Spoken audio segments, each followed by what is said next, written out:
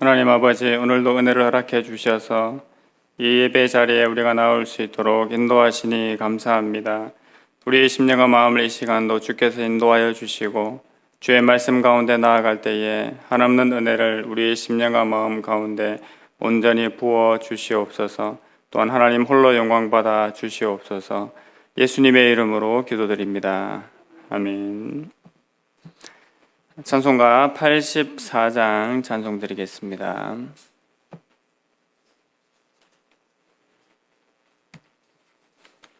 찬송가 84장입니다. 통일 찬송가는 96장입니다. 온 세상이 캄캄하여서 참 빛이 없었더니 그 빛나는 영광 나타나 온 세상 빛이었네. 영광 영광의 주, 영광 영광의 주, 밝은 그 빛 내게 비추었네. 영광 영광의 주, 영광 영광의 주, 이 세상의 빛은 오직 주 예수님. 주 말씀을 믿는 사람은 그 마음이 시원하고 주 명령을 준행하는 자 그 길이 환하겠네. 영광 영광의 주, 영광 영광의 주, 밝은 그 빛 내게 비추었네. 영광 영광의 주, 영광 영광의 주, 이 세상의 빛은 오직 주 예수님. 죄 가운데 사는 사람은 그 눈이 어두워도 그 죄악을 씻는 날에는 그 눈이 밝아지네. 영광 영광의 주, 영광 영광의 주, 밝은 그 빛 내게 비추었네. 영광 영광의 주, 영광 영광의 주, 이 세상의 빛은 오직 주 예수님. 아멘. 오늘 함께 보실 말씀은 신약성경 누가복음 1장 8절에서 17절까지 말씀입니다. 누가복음 1장 8절에서 17절까지 말씀, 신약성경 86면에 있습니다.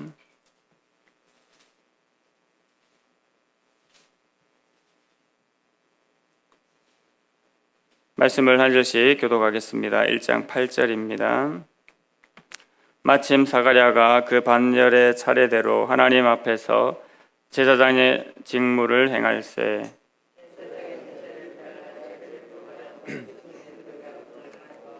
모든 백성은 그 분향하는 시간에 밖에서 기도하더니 사가랴가 보고 놀라며 무서워하니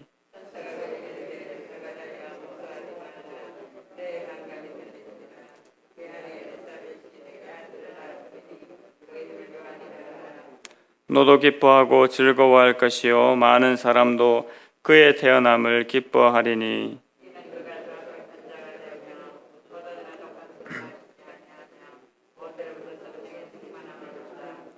이스라엘 자손은 자손을 주 곧 그들의 하나님께로 많이 돌아오게 하겠습니다. 그가 또 엘리야의 심령과 능력으로 주 앞에 먼저 와서 아버지의 마음을 자식에게 거스르는 자를 의인의 슬기에 돌아오게 하고 주를 위하여 세운 백성을 준비하리라. 아멘. 오늘 본문의 말씀을 통해서 그 이름을 요한이라 하라라는 제목으로 함께 말씀 받고자 합니다. 하나님께서는 경건한 자들, 경건한 가정을 통하여서 하나님의 일을 알려주시고 또 하나님의 일을 이루어 나가기를 원하셨습니다. 저희는 누가를 통해 또 제사장 사가랴의 가정을 통해 하나님께서 그 일을 진행해 나가시는 것을 보고 있습니다. 세례 요한의 출생 이야기는 계속되고 있습니다. 8절 말씀에 사가랴가 그 반열의 차례대로 하나님 앞에서 제사장의 직무를 행할세라고 오늘 본문을 시작하고 있습니다. 사가랴가 그 반열의 차례가 되어서 제사장의 직무를 수행하기 위하여 하나님 앞에 행할 때에 제비 뽑아 주의 성전에 들어가서 분향하였고 또 백성들은 밖에서 기도하는 중이었습니다. 그때 주의 사자가 성소에 나타나서 사가랴에게 성소에 들어와 있는 사가랴에게 나타났지요. 12절 13절에 바로 그 천사가 사가랴에게 이야기를 합니다. 사가랴는 그 천사를 보고 매우 놀라고 무서워하고 있는 중이었습니다. 천사가 이르기를 사가랴야 무서워하지 말아라. 너의 간구함을 내가 들었다. 그러므로 내가 네게 아들을 줄 것이니 이름을 요한이라 하라고 그렇게 말씀합니다. 사가랴와 엘리사벳은 아이를 주시도록 하나님께 간절히 간구한 것으로 보입니다.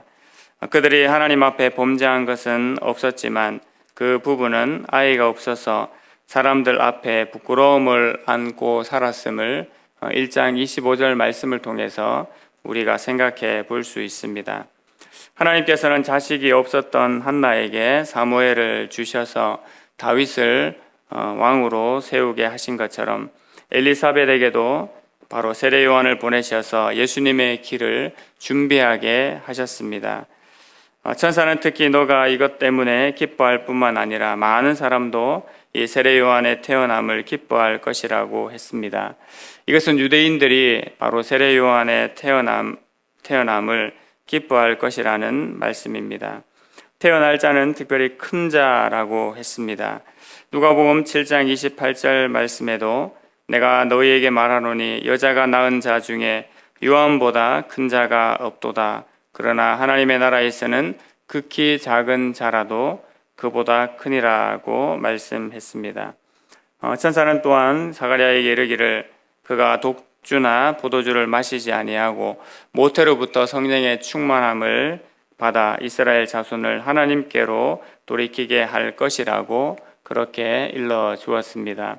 이것은 레위기 10장 9절의 제사장 규례와도 같습니다. 레위기 10장 9절 제사장 규례에 너와 내 자손들이 회막에 들어갈 때는 포도주나 독주를 마시지 말라. 그리하여 너희 죽음을 면하라. 이는 너희 대대로 지킬 영영한 규례니라 라고 하나님께서 말씀하셨습니다. 하나님께서는 이렇게 세례 요한에 대한 자세한 정보를 알려주셨습니다. 하나님의 일을 알려주시고 또 하나님의 길을 예비할 수 있는 은혜를 베풀어 주신 것이지요. 오늘 본문에서는 특별히 17절에 세례 요한이 어떻게 그 백성을 돌이킬 것인지에 대해서도 알려주고 있습니다. 이 17절의 말씀은 바로 말라기 4장 5절 6절 말씀을 생각나게 하고 있습니다.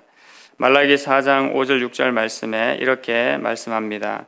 보라 여호와의 크고 두려운 날이 이르기 전에 내가 선지자 엘리야를 너희에게 보내리니 그가 아버지의 마음을 자녀에게로 돌이키게 하고 자녀들의 마음을 그들의 아버지에게로 돌이키게 하리라.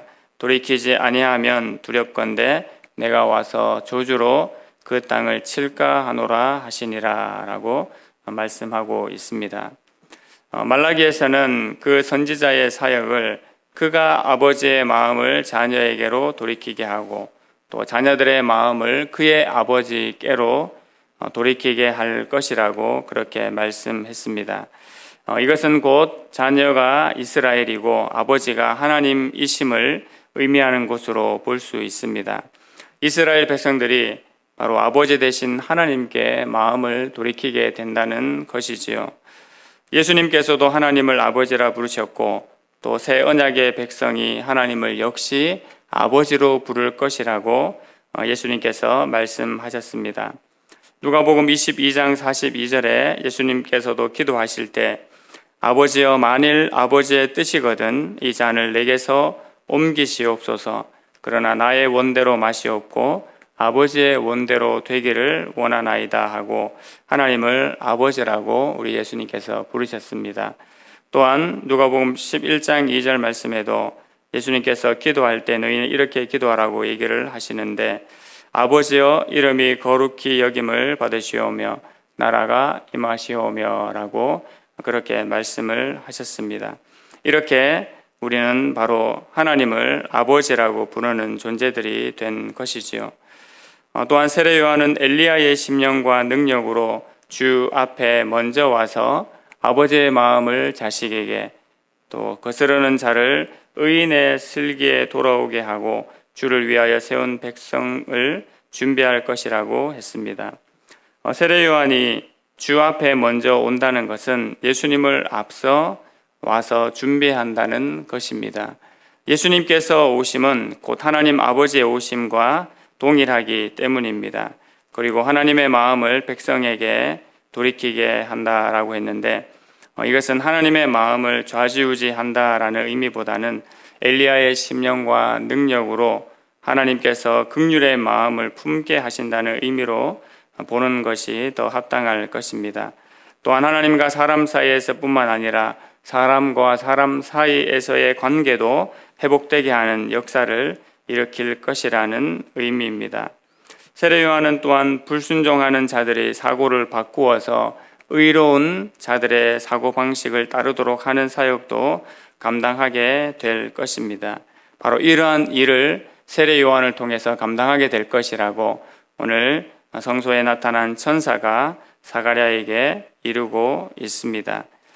이 역사를 하나님께서 천사를 통하여서 알려주고 계시는 것이지요. 이러하기 때문에 세례 요한의 사역은 아주 큰 의미가 있습니다. 단순히 예수님 앞에 오는 것뿐만 아니라 말라기에서 말씀하신 그 엘리야의 사역을 이 세례 요한이 감당하게 될 것이기 때문입니다. 지금 이 사가랴가 살고 있는 시대는 오랜 시간 동안 어둠에 갇혀 있던 그런 시대였습니다. 이스라엘에게 지금 하나님께서는 사가랴의 가정을 통해서 놀라운 일을 계획하고 계십니다. 누가는 구약의 마지막 시간의 말라기 예언을 통해서 그동안 약 400여 년간의 공백과 어두움 상태에 있었던 것을 바로 예수님의 탄생과 사역으로 연결시키고 있는 것입니다. 그 예수님의 오심을 예비하는 세례 요한의 길은 더더욱 의미와 영광이 충분히 있는 것이지요. 하나님께서는 예수님을 보내시기 전에 약속한 엘리야, 바로 그 세례 요한을 보내셔서 예수님의 길을 준비하게 하십니다. 이사야 40장 3절 말씀대로 외치는 자의 소리여 이르되 너희는 광야에서 여호와의 길을 예비하라. 사막에서 우리 하나님의 대로를 평탄하게 하라고 이사야 선지자는 선포하였습니다. 하나님께서는 자기 백성을 결단코 외면하지 않으시고 준비하시고 돌보아 주시는 분이십니다. 우리가 자격 있는 자가 되어서가 아니라 그렇지 않아도 우리에게 무한한 긍휼과 사랑을 베풀어 주시는 것입니다. 이 하나님께 우리가 드릴 것은 무엇이겠습니까? 다른 그 어떤 것보다도 오직 하나님께 대한 믿음과 신뢰와 사랑 외에는 없는 줄로 믿습니다. 그것이 우리 하나님께 드릴 만한 것입니다. 어떤 물질과 더한 헌신보다도 먼저 온전히 하나님을 믿고 신뢰하는 것이 하나님께 드릴 만한 것입니다. 오늘도 그 하나님께 온전한 신뢰와 소망 두기를 원합니다. 그래야 할 때 우리가 하나님의 마음을 기쁘시게 할 뿐만 아니라 하나님 나라의 일들을 감당하고 하나님 나라의 확장을 감당하게 될 것입니다. 오늘도 그 은혜를 누리며 그 은혜에 합당히 살아가는 모든 주의 백성들이 되기를 간절히 소망합니다. 하나님 아버지, 은혜를 감사합니다. 어두운 시대에 한 가정을 택하시고 또 그 가정을 택하셔서 하나님의 놀라운 일을 행할 그 선지자를 보내게 하신 하나님의 은혜와 역사를 돌아보게 됩니다.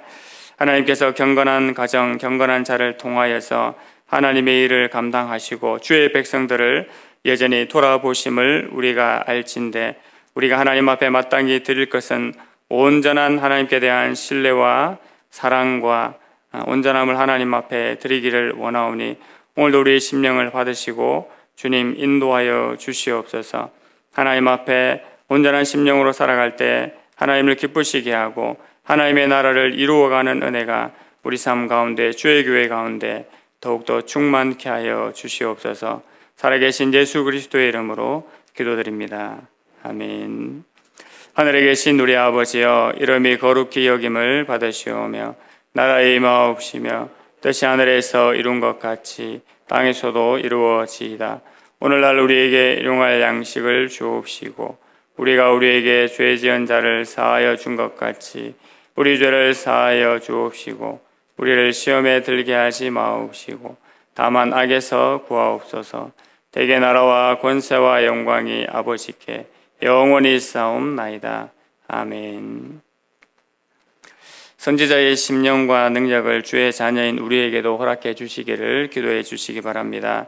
새롭게 주신 초소를 통해서 더욱 온전히 하나님을 예배하고 영적인 또 양적인 성장을 이루어갈 수 있기를 기도해 주십시오. 질병과 환난과 공고함으로 하나님 앞에 은혜를 구하는 자들이 있습니다. 응답하심과 은혜 부어 주시기를 기도해 주시기 바랍니다. 더불어 개인 기도 제목들 가지고 함께 기도하시겠습니다.